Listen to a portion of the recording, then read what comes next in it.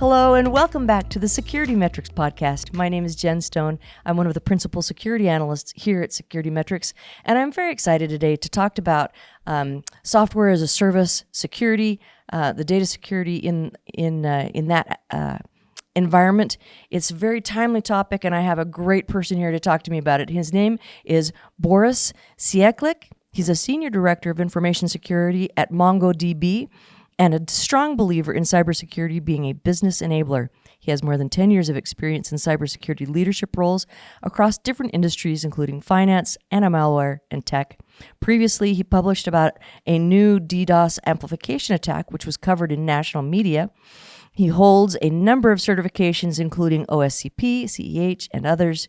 Additionally, Boris holds a MSc with distinction in advanced security and digital forensics from Edinburgh Napier University and first-class BSc in computer networks from Middlesex University, London. Boris, thank you and welcome to the show. Thank you for having me. So let's just launch right into the topic, because I know that a lot of people are concerned about this. How do they protect their data when they're kind of handing it over to other people? So can you tell me a little bit about your background first, how you gotten close to the world of cloud security? Sure. So I have joined MongoDB in 2019. I am senior director, as you mentioned. And one of the big gaps that I almost immediately noticed was the potential risks in our SaaS security vendors. Mm-hmm. So immediately we started to investigate more into this area, and we actually now build a full team just focusing on SaaS security. And I can further talk about what that means, but the primary goal is to make sure that we have a good handle of understanding of these risks. Right. So, and maybe that's a good, as you mentioned, people who are kind of less familiar. What does software as a service mean, and how does that apply to the companies today? Right, and I think that the answer will also depend on where you are in your cloud journey. Right, if you still base in your on-premise, it may be confusing with all these terms and acronyms, and we in cybersecurity world will have our terms SaaS, PaaS, OAuth, all of these different acronyms, but also I think the answer and the risks may be slightly different if you're further along that journey. But yes, anyway, so the definitions are important. Mm-hmm. So that way we can all talk about the same thing. So I'm going to use like a pizza analogy or meal analogy. So if you're going to a place to eat, imagine that you want to buy a meal. Now, if you're running on-premise service, you will have to build your own oven, bring up tables, bring up knife and fork, hire staff, just do the whole thing before you can eat. Mm-hmm. And that's what we call like on-premise. If you go into a restaurant and they give you chairs, oven, and ingredients, we call that infrastructure as a service. If you go to a restaurant and they will give you chairs, oven, all of that, but you still have to choose a table and bake your own pizza, we call that platform as a service. Okay. And now for the final one, which is where my main focus is, if you go to, if you just want to eat, you kind of go to a restaurant, you just order food you want, and you have to eat it. That's what we call software as a service, right? It's all about just having something available for you right now of your choice, and you don't have to worry about anything on the background. I love that analogy. That's great. But if I'm gonna be more formal here, I would say that we can formally define it as SaaS is a software as a service acronym, and is a purpose-built software for an application that is based in cloud. An example is Slack is an application, is a chat software in the cloud, or Gmail is an email software in the cloud, or perhaps a Salesforce, your CRM tool in the cloud. So all of these services are built for you. You don't have to worry about any servers, infrastructure, updates, and you just use the tool. Now, if I compare this to the platform as a service,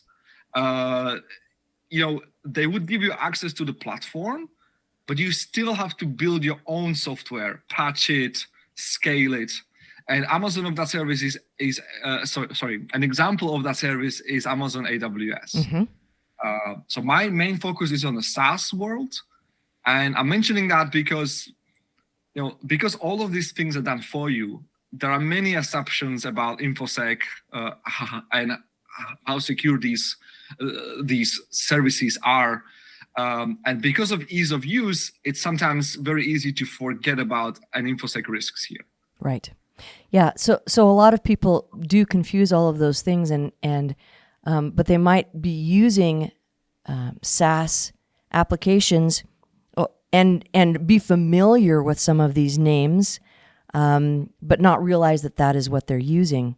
Can you maybe list a couple of some of the big players in the SaaS space so that people might already be using and who don't maybe have a technical knowledge of what it is that the product, how it's implemented in their environment, but they may have heard of it. Oh yeah, we're paying for that. Absolutely. So if you think about your emails, Gmail, Calendar, G Drive, right? You can have Slack for your chat software. You can have Trello for your project management, Zoom. I mean, that's kind of borderline, but technically you could define it as a SaaS software. Sure. There are many other, basically there is a SaaS tool for everything. There is a SaaS tool for payroll, SaaS tool for your organizational charts, SaaS tool for your HR tools, booking your day off, and provided it's an application in the cloud, the likelihood is it will be a software as a service if you are a regular user. Right. Of course, if you are a kind of a technical administrator, you tend to deal more with the platform as a service. But as a regular user, I think the likelihood is that you are dealing with a SaaS app.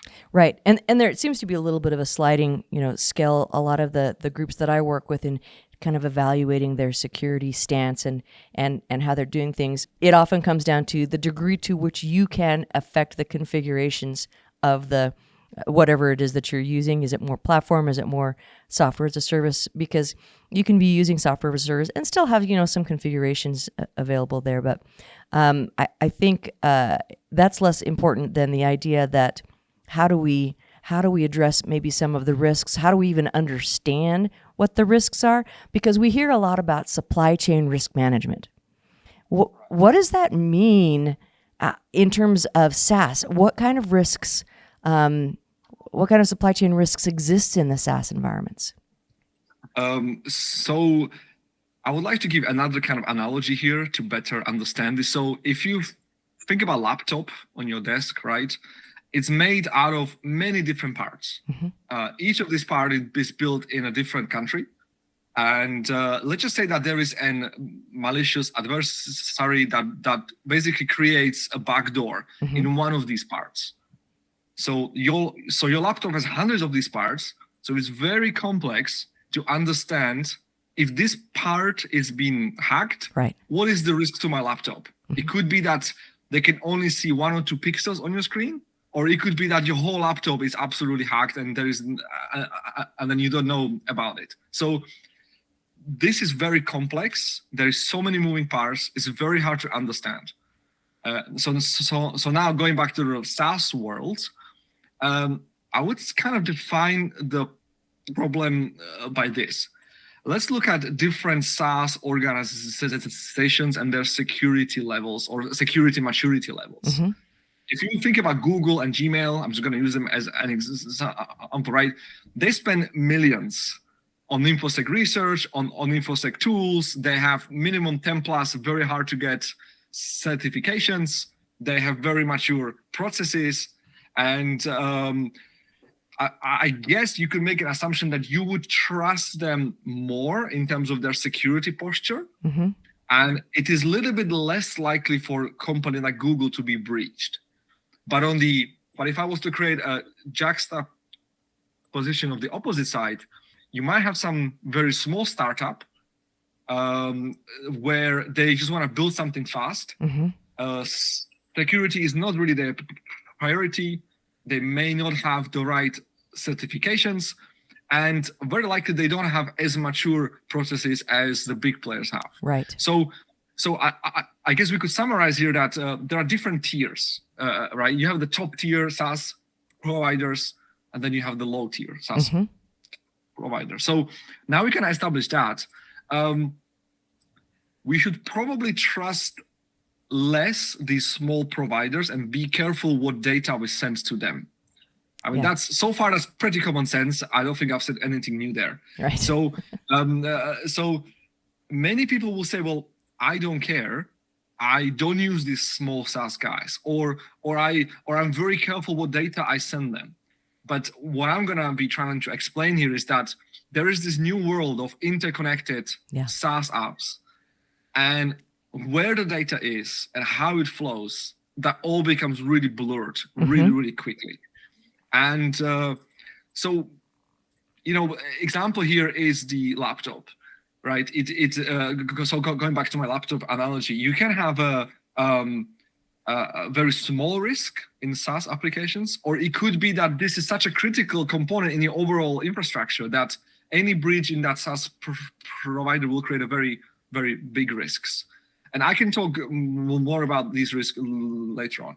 Okay. So do you see common points of risk between in SaaS environments? Yes. So I think I've mentioned the different tiers and different levels. Now, let's say that you are using Slack in your organization as a chat software. You are using Google Calendar to make note of your meetings, and you have some kind of payroll SaaS application because you want to pay your employees. Right. Now, these three applications will probably have three different risks. So the Google Calendar may be more secure than the kind of very small startup payroll software. So now imagine that one of your employees says like, well, I want to be notified in Slack when it's 10 minutes before my meeting. So what's the easiest way? Well, you connect Slack into your Google Calendar. So we call this an integration or connection. Right. So, and there are so many technical ways how this can be achieved, but I'm going to abstract it out. You basically have data flowing now from Google Calendar into Slack. So now we have a connection, and now that data is flowing. Okay, well, now your employee said, well, perhaps, I want to know when my new payslip is available. So now you give your payslip tool ability to send emails on your behalf. And now, again, you have a connection between three different SaaS clouds. Right. So this is quite simple to understand because you have three. But if you are a medium-sized business, you might have hundreds of clouds. Yeah. Marketing, sales, productivity, project management, communication. There is SaaS for everything. Right. So now we have this super complicated mesh of everything talking to everything with different level of permissions.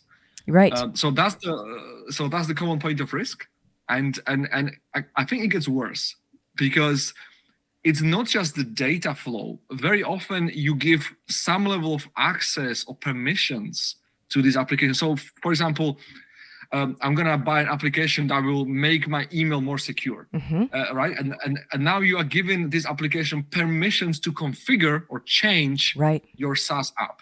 So it's no longer just data; it's the configuration. So now imagine this startup vendor gets hacked.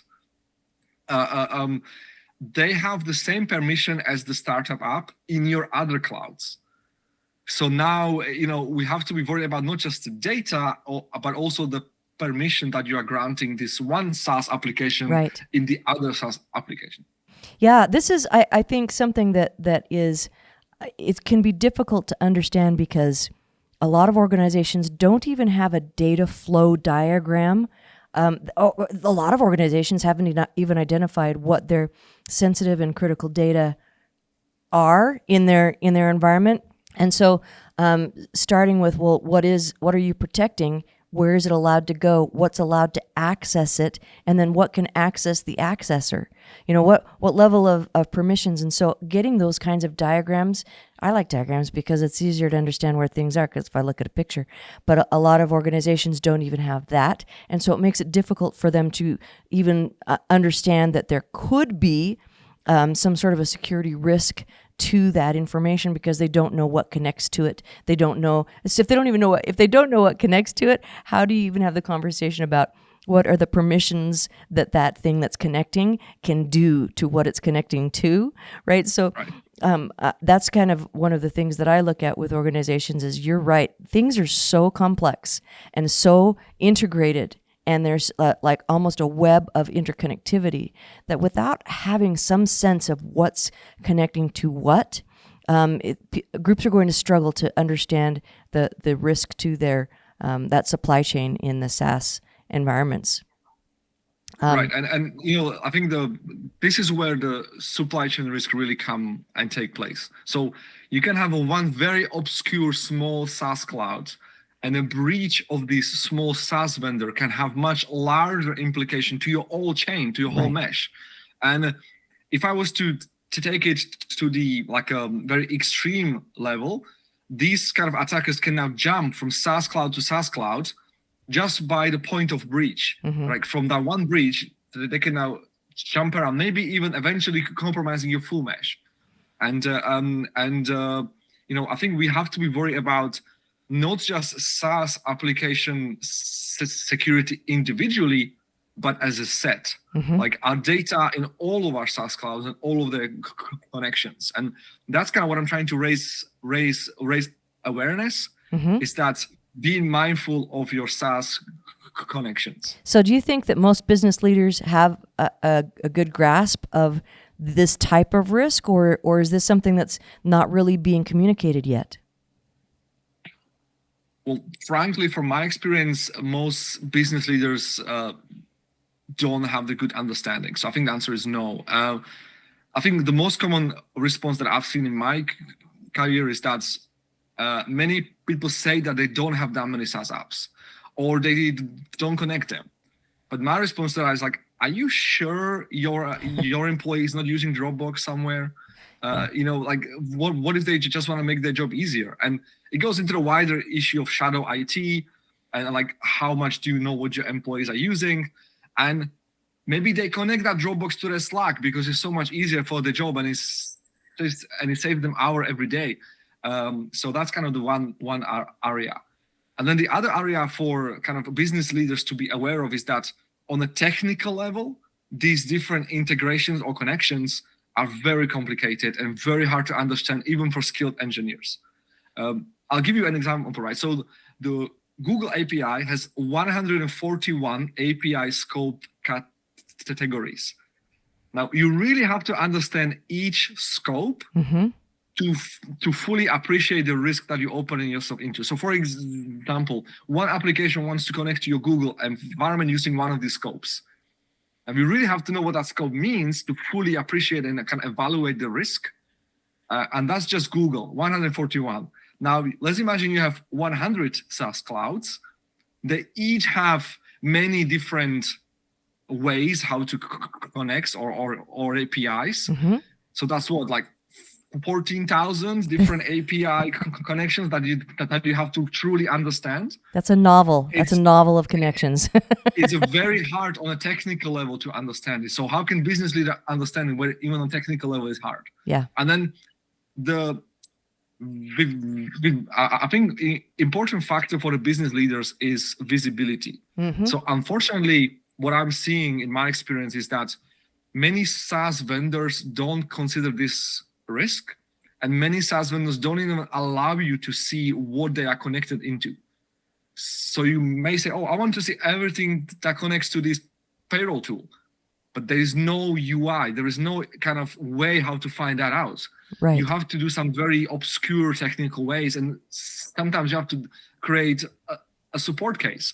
So basically you have shadow IT, you have very hard technical understanding, and there is no visibility, right? And to make it worse, unfortunately, many of these applications have very strange default configuration, or I'm going to call it misconfiguration. Not secure defaults for sure. And that's actually very common. So we've seen an application which by default, so basically you can use this thing called webhook, which sends a data to a third-party service upon every kind of event. So let's say after you receive every Slack message, you will send a reminder to the, like that kind of thing. So what we've seen is that instead of just sending reminders, they've been sending the full content of the message, the attachments, everything. So every time an event occurs, they by default send all of that information outside of their SaaS clouds. And that is the default behavior, and you have to know about it to kind of turn it off, rather than turning it off by default and only turning it on when you need it. So there are so many complexities here that you really have to have a good understanding. And as a business leader, you have to know about this issue in order to fix it, right? So this puts a lot of business leaders in a really difficult position because, first of all, they don't know what they don't know, right? It's out there and they don't have visibility into it. They are typically not the technical people, and are not expected to have that depth of technical knowledge, right? But they need to understand enough of it to ask the right questions. So how do we help business leaders gain this visibility so that they can then help increase the security around these issues?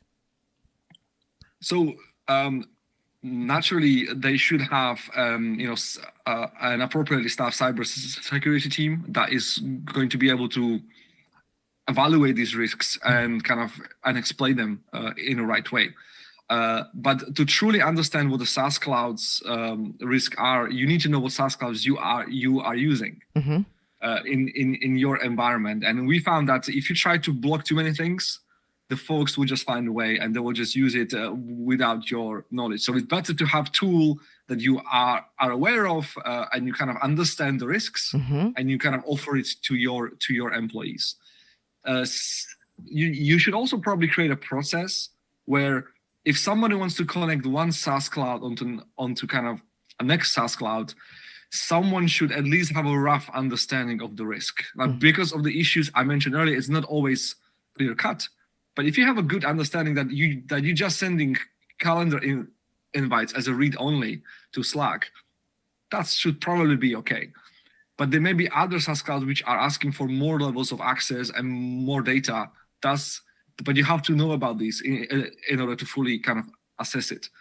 And the last one is very hard, and which is, how do you know when one of your SaaS providers is compromised? Right. And once they are, what access do they have? So that's more to do with threat intelligence, news, having the right email contacts, because very likely they would have emailed someone. But what if that someone is just the user? It's not a right person to kind of understand that email. Right. So you need to be cautious of what contacts you have in these tools. So, but I think the one fundamental issue is knowing what you have in your environment. So I want to go back a little bit to what you said about having a good team. Cybersecurity is confusing for a lot of people because if you just look at what the job postings are out there, people are asking for cybersecurity people, but they don't really know what they're even asking for. They don't know how to staff properly for the issues in their environment. What should business leaders be looking for? How do they go about hiring people with the right skills for these SaaS environments? As for any cybersecurity issue, business leaders should kind of look at it through the risk lens. I work in cyber, so I shouldn't really say it, but cyber isn't the be-all and end-all, right? You are, as a business, you are here to make money, satisfy your customers, and build trust, right? So we are a support function that can greatly help you with all of those things. But you are the business owner. You are here to run a business. So you need to be aware where to put your priorities.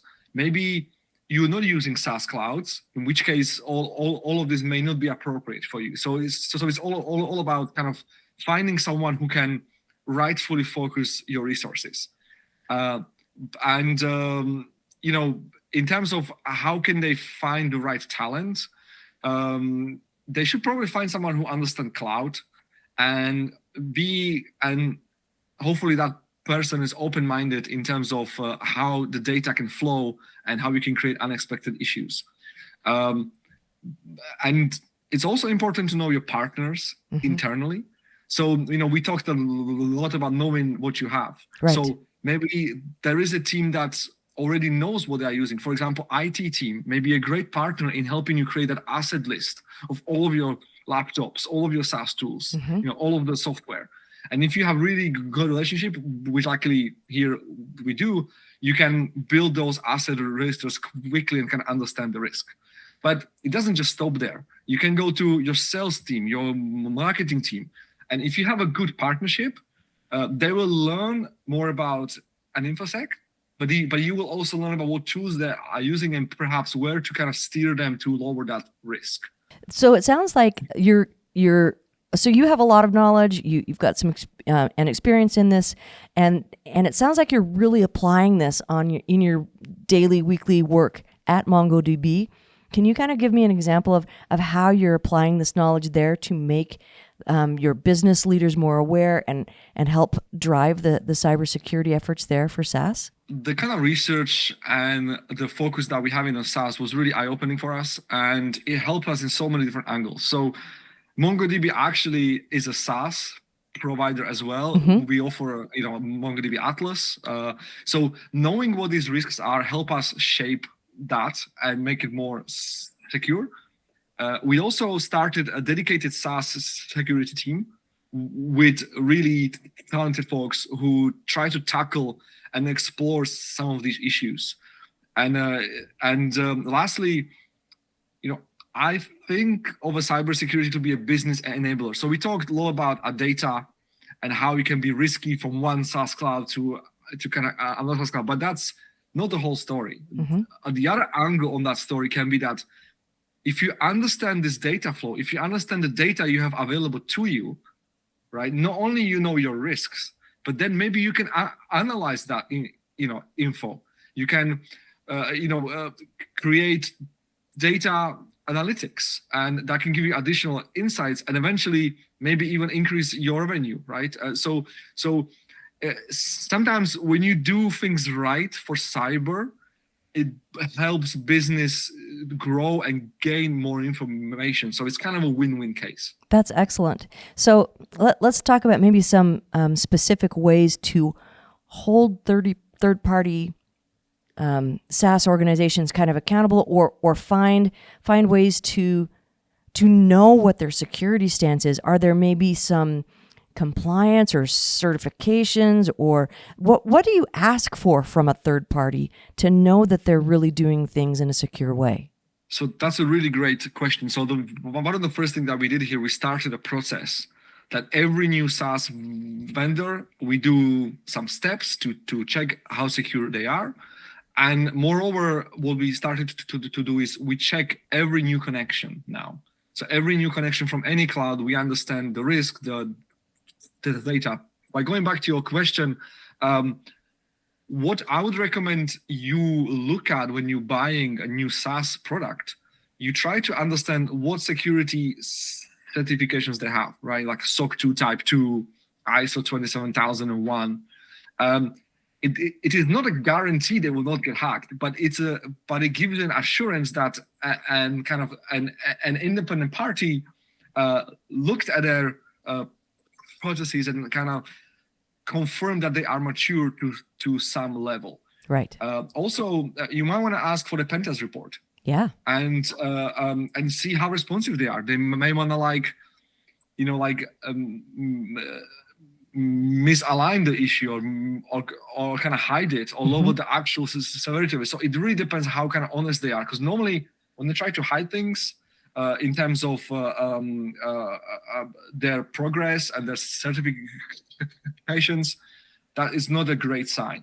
Right. What you can also look at is how well known they are in the overall industry. Is this a business leader? Is it a startup? And I'm not saying you shouldn't buy startup tools. All I'm saying is you should be understanding of the risks and make your own choices, right? I mean, it is very likely that every company is using some kind of small scale SaaS tool that is perhaps not as big as as our Gmails, but it's just about understanding those risks. So if you look at those three things, normally that gives us a good kind of understanding.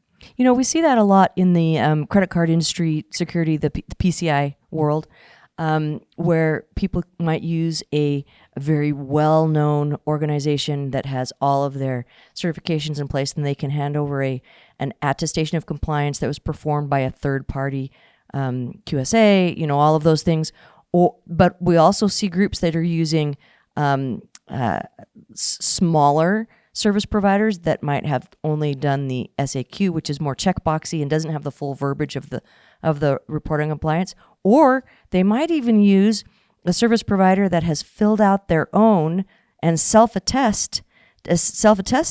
So these are the mechanisms that PCI uses. The three basic levels of a service provider are the full rock done by a QSA, an SAQ, which is the checkbox one done by a QSA, and then the self-attestation SAQ. And so each one of those, like you said, they come with a different level of risk for whoever is accepting it. So there are a lot of organizations, universities, for example, a lot of times we'll have a policy in place that says we as a university will not accept self-attested AOCs from groups because they feel it's a greater risk, and it is. Whenever you're attesting to your own security, that is you have a lower degree of assurance that they really are secure, and so you have to kind of weigh that risk against what the tool brings you. And so, as you said, what are they offering? What is this third party, whether they're big, whether they're small, what kind of reassurance are they offering you that you can really dig into? I love the idea of asking for a pen test or even vulnerability scans, some type of measurable report that you can read and say, what are you actually doing to secure my data? So the PCI world kind of gives people a leg up because they have a mechanism. In the healthcare world, in HIPAA in the US, we don't have that yet. We don't have any kind of, here's the third-party things that you could ask for. So it becomes a little more creative in what access does this have? What data are you giving them? And then what kind of information? I think the more data you're giving an organization, the more access you have, you're allowing that SaaS product into your environment, the more reassurance you should get from them that they're actually keeping things secure. Absolutely. And you should also be mindful of the scope creep, right? So you might have bought a SaaS tool that just stores your logos, and you say, okay, logos are logos, who minds? But the truth is, over the course of 1 or 2 years, you might have connected that up into your Slack, into your Gmail, and so on. So the scope may increase. Yeah. Right. So it's just kind of understanding of the risk because risk isn't the same throughout the time, right? It's dynamic. It changes based on different factors. So, you should be doing some kind of periodic checks if this is if you have bandwidth. Yeah, the more I do cybersecurity, the more excited I am about risk assessments. Analyze that risk and then make decisions based on it, because you can try to follow somebody else's framework for addressing cybersecurity, but it's not going to be as effective as really understanding the risks in your specific organization. Well, anything else you want to share with us before we wrap up this call? So I think what I'm trying to do is bring the awareness of the SaaS risks to the wider industry, so we have more kind of folks, more skilled folks doing some kind of research, focus groups, just really bringing the facts that the SaaS can be a risk, and you just cannot trust that the vendor will do all of that security for you. Right. And most of the folks in my field are focusing on platform as a service tools, AWS, Google, and also others. but the risk isn't just there. It's also in the SaaS world. And Right. we need to understand the risk, research it more, and come up with kind of innovative ways how to lower that risk. And hopefully with a collective pressure, we can bring some of the SaaS vendors who may not be allowing you to list all of their connections to kind of step up the game and kind of give us more tools to be more secure. So if there is kind of the overall message here is that be mindful of your SaaS and your SaaS connections. Yeah. But also, us as a cybersecurity industry, we should spend more time and attention in this field. Right. When we don't know, keep asking, right? Boris, it's been absolutely delightful speaking with you today. Thank you so much for taking the time to come in and talk to me. Thank you. Thanks. All right, take care. Thanks for watching. To watch more episodes of SecurityMetrics podcast, click on the box on the left. If you prefer to listen to this podcast, it's available on all your favorite podcast platforms. See you on the slopes.